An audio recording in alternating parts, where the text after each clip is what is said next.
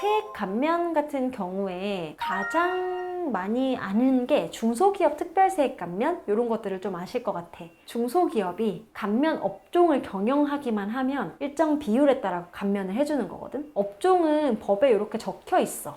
그래서 본인이 해당하는지를 봐야 되고 공제율이 어느 정도 되는지를 보면은 5에서 30% 공제율이 돼. 그래서 중소기업인데 내가 법에 정한 업종을 하고 있다고 하면은 이 감면율을 체크해서 세액 감면을 받는 게 좋아. 감면을 받으려고 하면 작성해야 되는 서식들이 있는데 그게 좀 어렵거든. 그래서 이런 부분은 좀 맡겨서 해주시는 것 같고, 청년들이 너무너무 좋아하는 창업 중소기업 세액 감면이 있어. 들어봤어? 들어봤어. 뭔지 알아? 창업할 때 수도권 내, 수도권 외, 어. 거기서 일하는 거에 따라가지고 어. 이제 100%나 50%나. 맞아. 그거야. 창업을 한 중소기업이라고 하면은 좀 혜택을 주는 건데, 최대 5년 정도 혜택을 준단 말이야. 근데 이게 뭐 나는 사업자 등록 냈으니까 창업이다 라고 생각할 텐데, 그건 아니야. 창업 요건도 중요하고 어떤 업종으로 하는지도 중요하고 나이가 몇 살인지도 중요하고 지역도 중요해서 총 4가지 요건을 충족해야 되는데, 그 요건을 모두 충족했다라고 하면은 감면 비율이 2024년에는 50%, 100% 이렇게 되거든. 순이익이 발생한 해부터 5년 동안 감면이 가능하기 때문에 순이익이 안 나면은 감면 시작을 안 해. 창업하면은 보통은 처음에는 마이너스가 나잖아. 이때 마이너스가 났다라고 신고를 해두면 다음 해부터 감면을 받을 수 있어. 그래서 단순 경비율로 뜨잖아, 보통 첫 해에는. 단순 경비율로 뜨면 그냥 그대로 신고하는데, 내가 창업 중소기업 세액 감면을 받는 사람이다 하면은 실제 내가 마이너스를 났는지 체크해서 마이너스가 났다면 마이너스로 신고하는 게 좋아, 장기적으로. 1년 더 감면 혜택을 받을 수 있으니까. 업종 요건 같은 경우에는 아까 중소기업 특별세액 감면이랑 마찬가지로 법에 적혀 있는데 하나 따져봐야 돼. 중소기업 특별세액 감면 아까 앞에 거랑 중복 적용이 안 되거든? 그 부분도 알아놔야 되고, 창업 요건이 되게 애매한데 사람들이 생각하기에는 사업자 등록 내는 게 창업이다 라고 하지만 예전에 했던 사업을 다시 하는 것도 안 되고 기존에 하던 사업에 추가하는 사업도 안 돼. 내가 하던 걸 법인 전환해서 창업이다? 이거 안 되고, 옛날에 다른 사람이 하던 사업을 양수해 오는 것도 안 돼. 그래서 음식점업 같은 경우에도 창업 감면이 가능한데, 음식점업으로 창업 감면을 받으려고 하는 사람이 또 다 검토했어. 근데 뭔가 이상해. 영업신고증 날짜가 옛날 날짜야. 사업에 양수를 한 거거든? 권리금 주고 산 거야. 그러면 이건 창업으로 보지 않아. 그래서 그런 것들도 주의해야 되고. 술 장사를 하고 있어. 응. 그런데 갑자기 내가 옷을 좀 팔아보고 싶네? 그리고 옷 사업은 내가 처음이잖아. 사업자료를 따로 떼야 되잖아. 그럴 경우에도 안 된다는 거네? 아니야. 이거랑 다른 주소인 새로운 사업장에 내가 그 도소매업을 위한 사업장을 만들어서 사업자 등록을 따로 해. 기존 거랑. 숍인숍 개념으로. 쇼핑숍. 보통 그렇게도 많이 야, 하잖아. 근데 쇼핑숍을 하는데 내가 내 거 하는 게 아니라 내가 숍을 빌려주고 다른 사람이 창업을 하겠다고 거길 전대해서 들어와. 그럼 이 사람은 창업 감면을 받을 수 있겠지. 그래서 이거는 엄청 논란이 많기 때문에 국세청에 예규도 많고 싸움도 되게 많아. 공제율이 크잖아. 100%를 안 낼 수 있어. 그러면 다들 이걸 하고 싶어 하겠지. 나이 같은 것들도 좀 보는데 만 34세 이하까지를 청년으로 본단 말이야. 내가 지금 딱 청년에 만 34세에 걸려있단 말이지. 그래서 나도 지금 뭐 하나 더 해야 되나 이런 빨리 해. 생각을 뭐 하나 하긴 하자. 하는데 하나 하자. 법에서 정한 수도권 과밀 억제 권역이라는 게 있는데, 거기서 창업을 하면은 5년간 50% 감면을 받을 수 있고, 청년이 수도권 과밀 억제 권역 외에서 하면 5년간 100%, 청년이 아닌 사람이 수도권 과밀 억제 권역 외에서 하면은 또 50% 이렇게 받을 수 있는데, 청년만 이렇게 좀 혜택이 크다 보니까 많은 분들이 놓치는 게 있어. 청년이 아닌 사람이 수도권 과밀 억제 권역 내에서 할 때도 총 수익 금액, 그러니까 매출액이 8천만 원 이하라고 하면은 50% 감면이 되는 경우가 있단 말이야. 이거는 너무 많이 놓치고 있어서 일단 한번 찝어줘야 될 것 같아.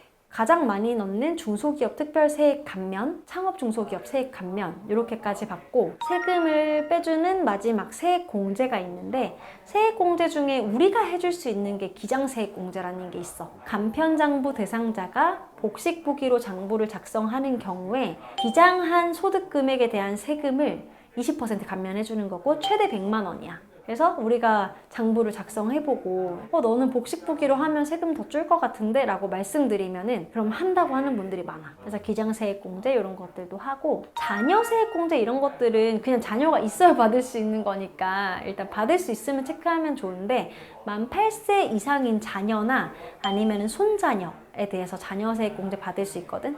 출산 같은 경우에는 첫째 30, 둘째 50, 셋째 70 뭐 이런 식으로 받을 수 있고. 너무 적어 액수가. 적어? 그지? 적은 것 같아.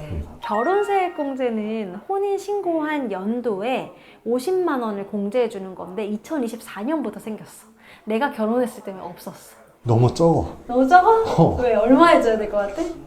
뭐 출생률 올리고 결혼을 올리려면 50만 원 너무 적은 것 같아. 그래? 일단 없는 것보다 낫잖아. 그렇긴 나 하지. 때는 없었단 말이지. 그래서 결혼세액공제가 새로 생겼으니까 2024년에 혼인 신고한 사람들만 받을 수 있어. 그리고 연금계좌세액공제라고 해가지고 5년 납입하고 55세 이후에 연금으로 수령하게 되면은 이런 세액공제가 들어가는데, 우리 또 영상으로 한번 했을 거야. 우리가 말하는 방법은 연금저축 600, IRP 300 이렇게 해서 900 채우자 이렇게 말을 했던 것 같고, 세액공제율은 종합소득 금액 기준으로 해서 12%에서 15%고, 그러면은 총급여액이 3천만 원인데 600만 원을 납입하면 15%로 공제를 받을 수 있으니까 한 90만 원 정도 세금이 줄어드는데, 총급여가 더 높은 사람이 600만 원을 납입해. 그러면은 공제율이 더 낮아. 12%로 공제가 되고 세금은 72만 원 줄어들고. 아까 전에 소득공제는 세율이 높은 사람이 더 이득이었잖아. 세액공제는 급여가 더 낮거나 그 소득 금액이 더 낮은 사람이 이익을 보는 거지. 차이가 3%밖에 없긴 하지만 그래도 이런 것들 가입해두면 좋고, 실제로 나도 이번에 연금계좌를 가입해가지고 세액공제를 받으려고 해놨거든. 개인도 받을 수 있고 사업자도 받을 수 있고 프리랜서도 받을 수 있고 가입하면 받을 수 있는 혜택이니까 이걸로 좀 준비하면 되고, 통합고용세액공제라는 게 있는데 이거는 4대 보험 직원을 고용한 경우에 해당하는 세액공제가 있어. 요건은 되게 간단해. 상시 근로자 수가 직전 상시 근로자 수보다 증가하기만 하면 돼. 우리 회사 같은 경우에는 계속 조금씩 사람이 늘어가잖아. 그러면은 이런 고용세액공제를 받을 수가 있거든. 그래서 4대 보험 직원이 늘어나야 되고, 단시간 근로자나 계약기간 1년 미만의 근로자, 배우자나 직계존비속 이런 분들은 안 돼. 사람 수를 셀 때 세지 않아. 혜택이 너무 크거든. 청년이라고 하면은 세액공제 금액이 1,450만 원. 그 다음 수도권 외에서는 1,550만 원 이렇게 크게 공제를 해주고, 청년이 아니더라도 고용을 한 그 숫자 는 거에 대해서 850, 950 이렇게 공제를 해주기 때문에 공제액이 진짜 커. 그래서 한 해에 다 못 받는 경우가 많아. 최저한세라고 해서 아무리 세액공제 감면으로 다 줄여도 이것만은 내야 돼 라는 금액이 있는데 그 적용을 받는단 말이야. 그래서 최저한세 적용을 받기 때문에 다 받지 못하는데, 대신에 다 받지 못하는 금액은 또 넘겨서 다음에 받을 수 있고 다다음에 받을 수 있고 하니까 계속해서 쓸 수 있는 공제라고 보면 돼. 그래서 창업 감면이나 중소기업 특별세액 감면 이런 것도 최저한세 적용이 되는 것도 있고 안 되는 것도 있어. 100% 감면을 받을 때는 또 최저한세 적용이 안 되고 이런 게 있거든. 기장세액공제는 최저한세 적용이 안 되고 통합고용은 적용되고, 큰 것들만 알아둬도 내가 세금을 어떤 걸로 줄일 수 있는지 알 수 있을 거야. 예를 들면 프리랜서를 쓸까? 아니면 4대 보험 직원을 쓸까? 좀 고민을 했는데 통합고용 세액공제까지 생각하다 보니까 직원을 쓰는 게 유리해. 그럼 직원을 쓸 수도 있겠지. 지금까지 세금을 줄이는 소득공제, 세액감면, 세액공제를 알아봤단 말이지. 내가 말한 세액감면을 받을 수 있는 두 가지가 뭐야? 청년 창업. 청년은 아니라도 된다 했잖아. 맞다. 창업 감면. 창업감면 하나랑 통합 고용 모시기. 그건 세액공제. 소득공제, 그 다음에 세액감면, 세액공제 이렇게 있는데, 소득공제 중에서 챙겨야 될 거는 우리 부양가족, 인적공제 이런 거 챙겨야 되고, 가입을 할 거면 노란우산공제, 그리고 벤처투자 이런 거 챙기면 되고, 세액 감면에서는 대부분 흔하게 들어갈 수 있는 게 중소기업 특별세액 감면, 혹시나 창업에 해당된다면 받을 수 있는 게 창업 중소기업 세액 감면 이런 거 받을 수 있고, 그 다음에 세액 공제를 받을 때는 우리가 가입해서 받을 수 있는 연금계좌 세액 공제, 그 다음 기장을 맡겨서 복식부기로 썼을 때 받을 수 있는 기장세액공제, 그 다음에 고용을 늘렸을 때 받을 수 있는 통합고용세액공제, 이 정도만 기억해둬도 잘 세금 신고를 하는 게 될 거야. 그래서 만약에 내가 소득이 좀 높은 사람이다 라고 하면은 소득공제를 받을 수 있는 노란우산공제나 벤처투자 이런 거 챙기는 게 좋고, 내가 연금 같은 거 준비하면서 공제를 받고 싶다 하면 연금계좌 세액공제 이런 데 넣어두는 거고. 질문 있어? 없어. 과외 너무 어렵네. 딱 들어도 이게 이거였나 저게 저거였나? 카테고리 구분 자체부터가 좀 잘 안 되는 것 같아. 진짜 나는 머릿속에 너무 카테고리가 정렬이 잘 돼 있는데 이거 보여줄 수가 없네. 책 쓸 때 에디터님이 도움닫기 1차 할인, 2차 할인 이런 걸로 설명을 하셨는데, 도움닫기가 세금 계산하기 전에 경비 처리해서 우리가 종합소득 금액 6개 소득을 합한 순이익을 만드는 거고, 거기서 이제 소득공제 라고 해서 세율 곱하기 전에 한번 빼주는 게 있고, 그게 1차 할인을 한 다음에 이제 세율을 곱하는 거지. 세율을 곱해서 세금이 나오면 거기서 세액에서 바로 빼주는 게 2차 할인. 그러니까 1차, 2차 이렇게 생각하면 될 것 같아.